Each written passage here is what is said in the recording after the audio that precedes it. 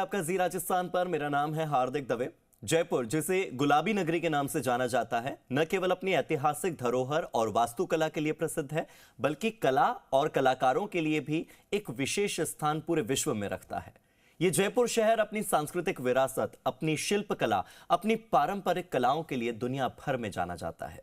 जयपुर की एक बेहतरीन कलाकार डॉक्टर सुषमा महाजन से हमारी संवाददाता ने खास बातचीत की है। डॉक्टर सुषमा महाजन एक रेडियोलॉजिस्ट हैं और वो पेंटिंग करती हैं, आर्टिस्ट हैं। डॉक्टर सुषमा ने 4 साल में पेंटिंग आर्टिस्ट के रूप में अपनी एक अलग पहचान बनाई है। उन्होंने बताया कि पहले पेंटिंग के बारे में कोई जानकारी नहीं थी। बेटी के प्रोजेक्ट के लिए पेंटिंग्स को समझना शुरू किया।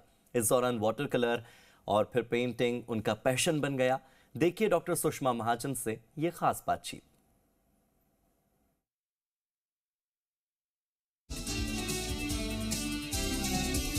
नमस्कार, आपके साथ मैं हूं प्रीति सैनी और आप देख रहे हैं जी राजस्थान का स्पेशल प्रोग्राम खास मुलाकात। ये प्रोग्राम आपको उन शख्सियत से रूबरू करवाता है जो समाज में काफ़ी महत्वपूर्ण भूमिका निभाते हैं, जो अलग अलग कार्य क्षेत्र से, अलग अलग फील्ड से होते हैं, लेकिन सोसाइटी में काफ़ी इफेक्टिव रोल प्ले करते हैं। और आज हमारे खास मुलाकात में स्पेशल गेस्ट है doctor Sushma Mahajan. Thank you.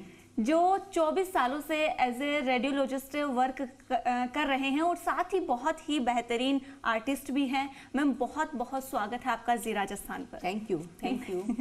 और जो जयपुर है उसके आर्ट, कला जो है वो दुनिया भर में मशहूर है। यहाँ की कला का जिक्र हर जगह किया जाता है और काफ़ी ज़्यादा पसंद किया जाता है और ये मुकाम दिलाया यहाँ के कलाकारों ने, आर्टिस्ट ने।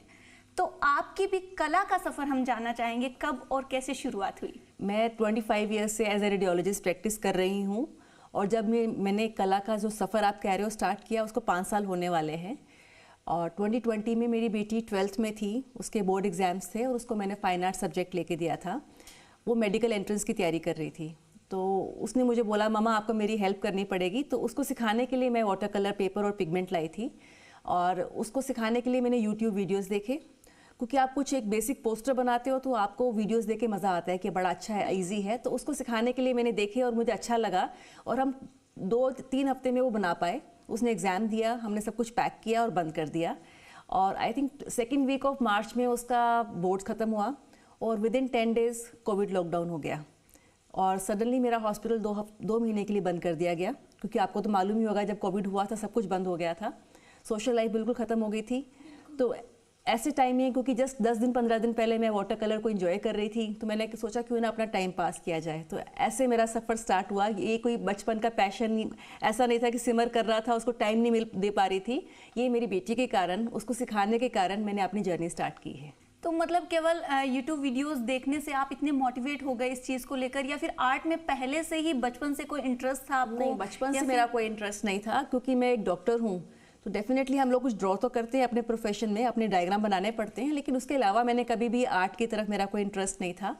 और मैं मोटिवेट यूट्यूब वीडियोस देख के नहीं हुई थी, वो मैं तो टाइम पास करने के लिए हुई। उस टाइम जब मैंने स्टार्ट किया तो आप यकीन मानिए तब मेरा ये था कि अगर मैं कुछ स्टार्ट कर रही हूँ, इस लेवल तक तो आऊँ कि 4 या 5 पेंटिंग बने और मेरे घर में मैं उसको डिस्प्ले कर सकूँ और मैं जस्टिफाई कर सकूँ कि मैंने 2 महीने लगाए हैं और अब मेरे घर में मेरी 4 लगी हुई हैं पेंटिंग्स। तो उस तरह से मैंने स्टार्ट किया था।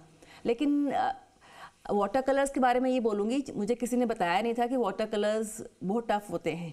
बेटी के लिए मैं वाटर कलर स्टार्ट किया था, तो आप इनिशियल फेज़ में तो बहुत स्ट्रगल करते हो, लेकिन इनके अंदर एक क्वालिटी है कि जैसे आप इनको एंजॉय करना स्टार्ट हो जाते हो, जब आप इनको पिकअप कर जाते हो ना, आप इनको छोड़ नहीं सकते। बिल्कुल। तो आपको इनकी एडिक्शन हो जाती है। तो मेरे साथ वही हुआ। इनिशियल 2 मंथ्स तो मैंने सोचा था कि पेंटिंग करूँगी, 5-6 पेंटिंग्स बना के काम हो जाएगा, लेकिन जैसे जैसे वो टाइम बीता गया मेरा एडिक्शन बढ़ता गया इनके लिए और मुझे उनमें मज़ा आने लग पड़ा। तो ऐसे मेरा सफ़र चलता गया। तो आज आपकी पेंटिंग्स काफ़ी ज़्यादा मशहूर हो रही है, काफ़ी पसंद की जा रही है, तो आपको कैसा लग रहा है? जैसे कि कुछ भी सोच के आपने शुरुआत नहीं की थी, नहीं, एक अचानक से ये दौर आया जो आप आर्टिस्ट, रेडियोलॉजिस्ट से आप आर्टिस्ट की तरफ जो बन गई, तो फिर ऐसा आज आप कैसे अपनी पेंटिंग्स क्या है कि मुझे 5 साल होने वाले हैं, तो हर एक साल का एक डिफरेंट जर्नी है। फर्स्ट ईयर में आपको लगता है कि मेरा कुछ पेंटिंग बन जाए, तो आप बिलीव करिए पहले 6 महीने तो कोई रिजल्ट ही नहीं आ रहा था, क्योंकि मैं जो भी बना रही थी वो ख़राब हो रहा था और वीडियोस में दिखा रहे थे कि आप ऐसा करिए तो ऐसा हो जाएगा और मेरे से बैठ ही नहीं रहा था। और आपको मालूम है कोरोना में तो सब कुछ बंद था, तो कोई टीचर भी नहीं मिल सकता था, तो आप सिर्फ यूट्यूब वीडियोस देख के ही कुछ सीख सकते थे। तो वो 6 मंथ्स आई डोंट नो मैंने कैसे हिम्मत किया, लेकिन मैंने छोड़ा नहीं, मैं उसके ऊपर लगी रही। और 6 मंथ्स के बाद सडनली रिजल्ट आना स्टार्ट हो गए। और इसमें बीच ये भी हुआ था, कोरोना में सब कुछ बंद था, ऑनलाइन भी बंद था। 2 या 3 महीने के बाद ऑनलाइन स्टार्ट हो गया, तो मैंने अमेज़ोन से बहुत अच्छी क्वालिटी का पेपर और पिगमेंट भी ऑर्डर कर दिया था। उसके कारण मेरी पेंटिंग में सडनली बहुत चेंज आ गया था।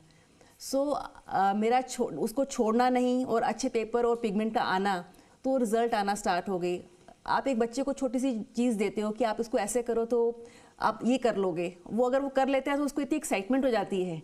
जस्ट मेरा रिजल्ट आना स्टार्ट हुआ, आई वॉज एबल टू सी कि मेरी पेंटिंग अब मुझे ऐसी लगती है मैं कहीं भी हैंग कर सकती हूँ।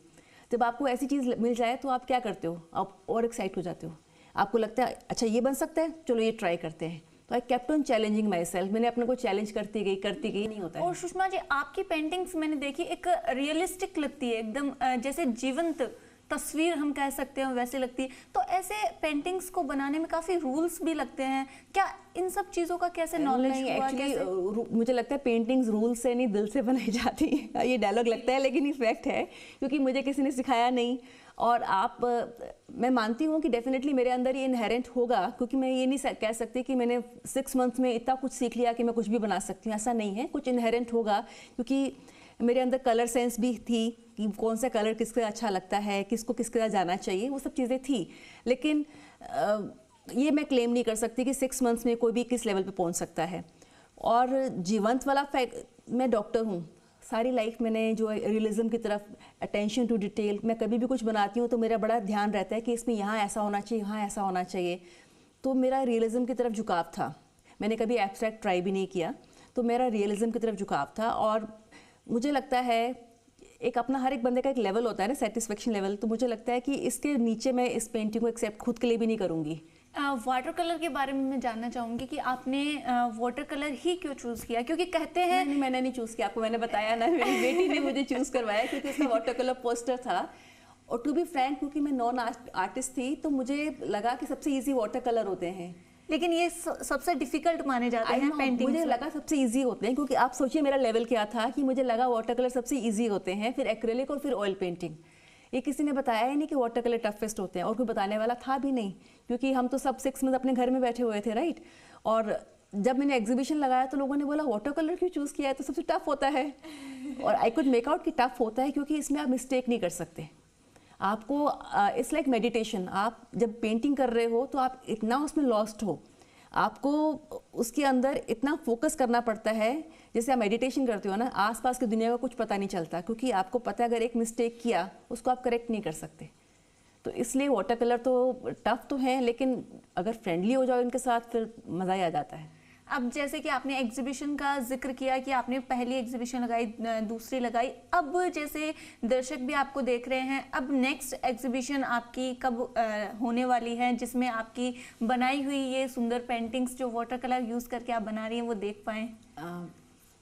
अभी हम लोग रादर आपसे बात कर रही हूँ, तो हमारा नेक्स्ट एग्जीबिशन का प्लानिंग जो है, हमारा जो एग्जीक्यूशन है that is Jain 2nd week में। हम 12, 13, 14 को जनवरी को हमारा जवाहर कला केंद्र में आई एम डिस्प्लेइंग 50 पेंटिंग्स। तो 50 पेंटिंग्स है जिसमें डिफरेंट जॉनर्स हैं, आर्किटेक्चर भी है, पोर्ट्रेट्स भी हैं, विंटेज कार्स भी हैं, लैंडस्केप भी हैं। तो मैं अपना 50 पेंटिंग वहाँ डिस्प्ले कर रही हूँ। तो उसमें जो लोगों को एक पूरा वैरायटी देखने को मिलेगा और मेरे वाटर कलर्स का पूरा डिस्प्ले होगा वहाँ पर। बहुत बहुत शुक्रिया सुषमा जी आपका हमारे साथ जुड़ने के लिए, और डेफिनेटली आपने जो भी जानकारी दी हमारे दर्शकों को, हमें उससे वो काफ़ी ज़्यादा प्रेरणादायक थी और काफ़ी कुछ सीखने को मिला उससे। उम्मीद है कि आप ऐसे ही अपने आर्ट में और अपनी मेडिकल लाइफ में आगे बढ़ते रहेंगे और आपकी प्रेरणा से हमें ऐसे ही अच्छे अच्छे और बेहतरीन आर्टिस्ट भी मिलते रहेंगे। अभी मुझे दीजिए इजाज़त, देखते रहिए जी राजस्थान।